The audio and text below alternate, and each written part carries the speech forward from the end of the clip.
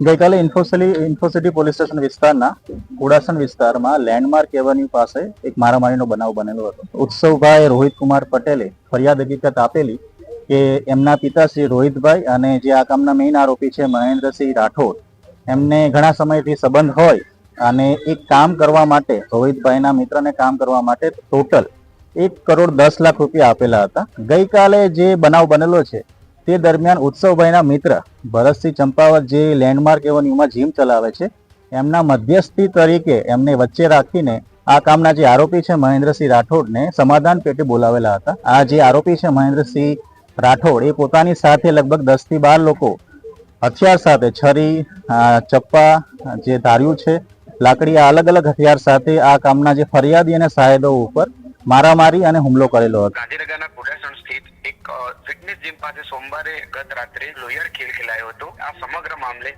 અમદાવાદના નવા નરોડા ખાતે રહેતા ઉત્સવ રોહિતકુમાર પટેલે ઇન્ફોસિટી પોલીસ સ્ટેશનમાં ફરિયાદ નોંધાવતા પોલીસને જે છે ચારે નામજોગ અને 10 જેટલા અજાણ્યા શખ્સો વિરુદ્ધ ગુનો દાખલ કરીને કાયદેસરની કાર્યવાહી કરવામાં આવી છે. રાજસ્થાન ટુરિઝમ કોર્પોરેશનના ચેરમેન બનવાની લાલચ આપીને પૈસા કરોડો રૂપિયા પડાવી લીધેલા અને કરોડો રૂપિયા પરત ના આપવા પડે તે માટે પૂર્વ આયોજિત કાવતરો રચીને જાનથી મારી નાખવાના ઈરાદે તીક્ષ્ણ હથિયાર વડે જે છે આરોપી દ્વારા હુમલો કરવામાં આવે છે. મહેન્દ્રસિંહ રાજસ્થાન સરકારમાં પોતાના સારા સંપર્ક હોવાનો દાવો કરતા રાજસ્થાન ટુરિઝમમાં ચેરમેન બનાવવાની વાત કરી હતી. આ કામ પેટે જે પૈસા આપ્યા હતા તેની લેતી દેતીમાં ગઈ રાત્રે હિંસક હુમલો થયેલો હતો.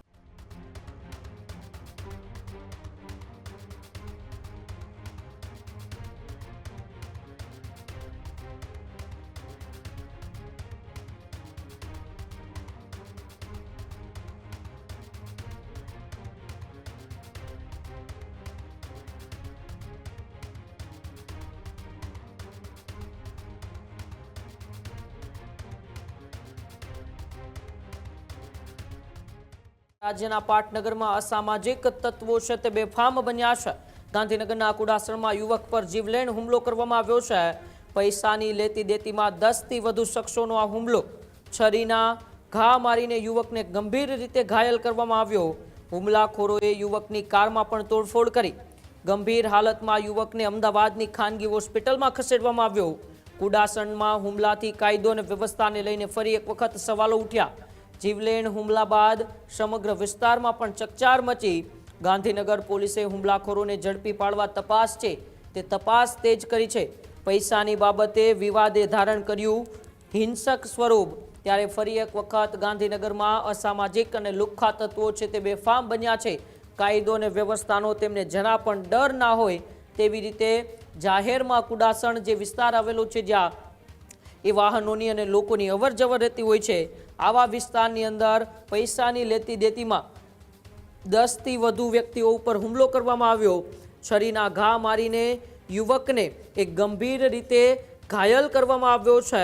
ત્યારે હુમલાખોરોએ યુવકની કારમાં પણ તોડફોડ કરી છે. ગંભીર હાલતમાં યુવકને અમદાવાદની ખાનગી હોસ્પિટલમાં ખસેડાયો છે. કુડાસણમાં હુમલાથી કાયદો અને વ્યવસ્થાને લઈને અનેક સવાલો ઉઠ્યા છે કે આ યુપી કે બિહાર નથી, આ ગાંધી અને સરદારનું ગુજરાત છે.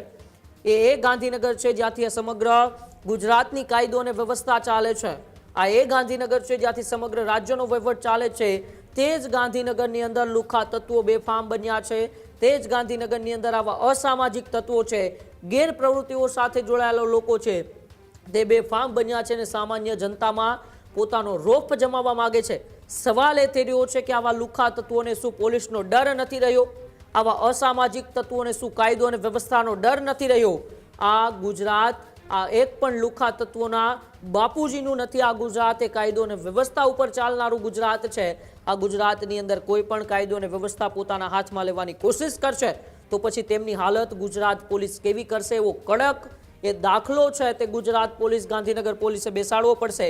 ત્યારે જ આવા લુખ્ખા તત્વોને ખબર પડશે કે કાયદો અને વ્યવસ્થા જ્યારે તમે હાથમાં લો ત્યારે તમારી હાલત કેવી થઈ જાય. અંગત દાવત હશે, જૂની પૈસાની લેતી દેતી હશે અને આ જ લેતી દેતીમાં જે રીતે એ આ હુમલો થયો છે એ હુમલાના દ્રશ્યો અત્યારે સામે આવી રહ્યા છે. ઇન્ફોસિટી પોલીસ સ્ટેશન વિસ્તારમાં જે બબાલ થઈ હતી, શું સમગ્ર ઘટના છે અને પોલીસે કેટલા લોકોને અટકાયત કરી છે? ગઈકાલે ઇન્ફોસિટી પોલીસ સ્ટેશન વિસ્તારના કુડાસણ વિસ્તારમાં લેન્ડમાર્ક એવન્યુ પાસે એક મારામારીનો બનાવ બનેલો હતો. આ જે બનાવમાં જે ફરિયાદી છે ઉત્સવભાઈ રોહિત કુમાર પટેલે ફરિયાદ હકીકત આપેલી કે એમના પિતા શ્રી રોહિતભાઈ અને જે આ કામના મેઇન આરોપી છે મહેન્દ્રસિંહ રાઠોડ, એમને ઘણા સમયથી સંબંધ હોય અને એક કામ કરવા માટે રોહિતભાઈના મિત્રને કામ કરવા માટે ટોટલ 1,10 લાખ રૂપિયા આપેલા હતા. તો આ પૈસાની લેતી દેતી બાબતે બંને વચ્ચે અગાઉથી પણ ઝઘડો ચાલુ હતો. તારીખ 17/6/2026 ના રોજ કોબા સર્કલ પાસે બંનેને સામાન્ય બોલાચાલી થયેલી હતી અને પછી બંને વચ્ચે સમાધાન પણ થયેલું હતું.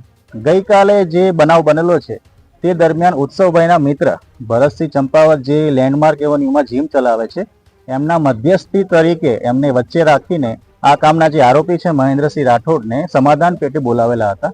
અને આ સમાધાન પેટે બોલાવેલા એ દરમિયાન ગઈકાલે લગભગ 9 વાગ્યાની આસપાસ આ જે આરોપી છે મહેન્દ્રસિંહ રાઠોડ એ પોતાની સાથે લગભગ 10 થી 12 લોકો હથિયાર સાથે છરી, ચપ્પા, જે ધાર્યું છે, લાકડી, આ અલગ અલગ હથિયાર સાથે આ કામના જે ફરિયાદી અને સાહેદો ઉપર મારામારી અને હુમલો કરેલો હતો. જે બનાવ એટેમ્પ ટુ મર્ડર અને રાયોટિંગનો હોય, ઇન્ફોસિટી પોલીસ સ્ટેશને ગઈકાલે આ ગુનો દાખલ કરેલો છે.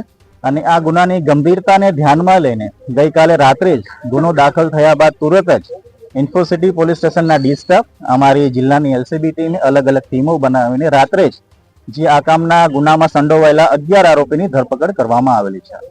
સર, આ ફરિયાદમાં ફરિયાદી શું આપી કયું કામ કરાવવા માટે? જે ઉત્સવભાઈ છે એમના જે ફાધર છે રોહિતભાઈ, એમના એક મિત્ર છે, એ રાજસ્થાનમાં કોઈ કામ કરે છે. આ રાજસ્થાનમાં જે આ આરોપી છે મહેન્દ્રસિંહ, એમના સંબંધ સારા હોય, એમના કામ કરાવવા હેતુ ટોટલ 1,10 લાખ રૂપિયા આપેલા હતા. જે અત્યારે અમે એની તપાસ કરી રહ્યા છે કે એક્ઝેક્ટલી કયા કામ માટે આપેલા હતા. એ તપાસના અંતે જ આ બાબતે ચોક્કસ હકીકત અમે બહાર લાવશું. સર, અવારનવાર ગાંધીનગરમાં આ પ્રકારની ઘટના બને છે, પોલીસ કેમ નિષ્ફળ નીવડી રહી છે? પોલીસ કેમ આ રોકી નથી? જો આપને જણાવવામાં આવે તો ગાંધીનગરમાં આ બનાવ છે ઘણા સમય પછી આવો બનેલો છે.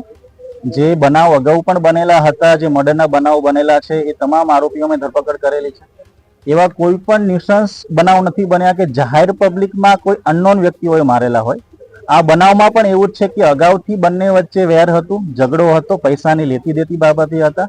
અને આ કામના જે આરોપી છે એ તમામ આરોપી ગાંધીનગરના વતની નથી. આ તમામ આરોપીઓ છે અમદાવાદના વતની છે અને અમદાવાદથી આ ઝઘડો કરવા માટે હથિયાર લઈને ગાંધીનગર ખાતે આવેલા હતા. એટલે ગાંધીનગરના આરોપી ન હોવાથી હું એ બાબતે સમર્થન ના આપી શકું કે આ ગામ જે બનાવ બનેલો છે ગાંધીનગરમાં આવા ન્યુસન્સના લીધે બનવા પામેલો છે. જગ્યા તો અમદાવાદ ગાંધીનગરની છે, તો આ જે સ્પેસિફિક 2-3 જગ્યાઓ છે ત્યાં જ અવારનવાર ઘટનાઓ કેમ બને? જે આ જગ્યાઓ છે એમાં મારું પોલીસનું પેટ્રોલિંગ પણ ચાલુ છે. અગાઉ પણ જે નાના મોટા બાઇકર્સ છે, જે સ્પીડ વાળા આવતા હોય છે વ્યક્તિઓ, જે ઓવર સ્પીડ કરતા હોય છે, એ બાબતે અમે પીસીઆરનું સતત પેટ્રોલિંગ રાખીશું. પણ આ બાબતે પણ અમે હજી વધારે સઘન રીતે આ બાબતે તકેદારી રાખશું અને વધારે સઘન પેટ્રોલિંગ થાય એ બાબતે હું સુનિશ્ચિત કરીશ. વધુ માહિતી માટે સંવાદદાતા દીક્ષિત જોડાયા છે ગાંધીનગરથી. દીક્ષિત, જે રીતે આખી ઘટના ગઈકાલે બની હતી અને ઘટના બાદ પોલીસે સૌથી મોટી કાર્યવાહી કરી છે અને આરોપીઓને સાથે રાખીને રિકન્સ્ટ્રક્શનની કામગીરી અત્યારે હાથ ધરવામાં આવી રહી છે. શું વધુ વિગતો? ચોક્કસથી વાત કરવા જઈએ તો ગાંધીનગરના કુડાસણ સ્થિત એક ફિટનેસ જીમ પાસે સોમવારે ગત રાત્રે જે 29મી જૂન રાત્રે આ લોહિયાર ખેલ ખેલાયો હતો, જેમાં 2 વ્યક્તિઓને છરી અને અન્ય હથિયારોના ઘા ઝીકીને ગંભીર ઇજાઓ પહોંચાડવામાં આવતા બંનેને તાત્કાલિક હોસ્પિટલ ખસેડાયા છે. આ સમગ્ર મામલે અમદાવાદના નવા નરોડા ખાતે રહેતા ઉત્સવ રોહિત કુમાર પટેલે ઇન્ફોસિટી પોલીસ સ્ટેશનમાં ફરિયાદ નોંધાવતા પોલીસને જે છે 4 નામજોગ અને 10 જેટલા અજાણ્યા શખ્સો વિરુદ્ધ ગુનો દાખલ કરીને કાયદેસરની કાર્યવાહી કરવામાં આવી છે. વાત કરવા જઈએ તો આરોપીએ જે હુમલો કર્યો છે તે રાજસ્થાન ટુરિઝમ કોર્પોરેશનના ચેરમેન બનવાની લાલચ આપીને પૈસા કરોડો રૂપિયા પડાવી લીધેલા અને કરોડો રૂપિયા પરત ના આપવા પડે તે માટે પૂર્વ આયોજિત કાવતરો રચીને જાનથી મારી નાખવાના ઈરાદે તીક્ષ્ણ હથિયાર વડે જે છે આરોપી દ્વારા હુમલો કરવામાં આવે છે. આ ચકચારી કેસમાં પકડાયેલા આરોપી મુખ્યત્વે અમદાવાદ અને ગાંધીનગરના સ્થાનિક રહીશો છે. પકડાયેલા આરોપીઓમાં અમદાવાદના બહેરામપુરા ખાતે રહેતા 46 વર્ષ હિંમતલાલ ઉર્ફે ચતુરભાઈ ચૌહાણ અને 31 વર્ષીય સુનિલભાઈ ચૌહાણનો સમાવેશ થાય છે. આ ગુનામાં અમદાવાદના જમાલપુર વિસ્તારના અન્ય 4 યુવકોની સંડોવણી પણ સામે આવી રહી છે. જેમાં વાત કરવા જઈએ તો રાજસ્થાન ટુરિઝમ ડેવલપમેન્ટ કોર્પોરેશનના ચેરમેન બનાવવાનું કહીને છેતરપિંડી કરવામાં આવી છે. ઇન્ફોસિટી પોલીસ મથકે જે નોંધાયેલી ફરિયાદ મુજબ વાત કરવા જઈએ તો એપ્રિલ 2025માં ફરિયાદી ઉત્સવ પટેલના પિતાના મિત્ર મહેન્દ્રસિંહ ખેમચંદ રાઠોડે સરકારી કંપનીમાંથી ડીલરશીપ અપાવવાની વાત કહીને સેક્ટર 7 ખાતે રોકડા 15 લાખ લીધા હતા. ત્યારબાદ મહેન્દ્રસિંહ રાજસ્થાન સરકારમાં પોતાના સારા સંપર્ક હોવાનો દાવો કરતા રાજસ્થાન ટુરિઝમમાં ચેરમેન બનાવવાની વાત કરી હતી. આ કામ પેટે જે પૈસા આપ્યા હતા તેની લેતી દેતીમાં ગઈ રાત્રે હિંસક હુમલો થયેલો હતો. જી બિલકુલ, આભાર દીક્ષિત, જોડાવા બદલ અને માહિતી બદલ. ખેડૂત ભાઈઓ છે ખેતરમાં ડ્રોન ઉડાવતા હોય છે ત્યારે આપણે એક પ્રશ્ન સતાવતો હોય છે કે જે આપણે અત્યાર સુધી જીપીએસ ટેકનોલોજી વાળા ડ્રોન વાપર્યા છે, જેથી કરીને મોબાઈલ ટાવર છે અથવા તો હાઈ ટેન્શન લાઈન પસાર થતી હોય, કોઈ વૃક્ષો હોય, ત્યારે જે જીપીએસ ટેકનોલોજી વાળા ડ્રોન છે એમાં ટકરાય અને ટ્રેસ થાય છે. પણ એગ્રીવન લાવ્યું છે જીએનએસએસ ટેકનોલોજી ડ્રોન, જેથી કરીને એ ડ્રોન છે એ કોઈ જગ્યાએ ટકરાય નહીં, પોતાની રીતે જ ડિસિઝન લે છે અને મૂવ થઈ જાય છે, જેથી કરીને જીએનએસએસ ટેકનોલોજી ડ્રોન છે એ વાપરવાનો આગ્રહ રાખો. અત્યારે જ ન્યૂઝરૂમ ગુજરાતની યુટ્યુબ ચેનલને સબસ્ક્રાઇબ કરો અને ઇન્સ્ટાગ્રામ અને ફેસબુક પર ફોલો કરો. અપડેટ રહો, સત્યની સાથે રહો.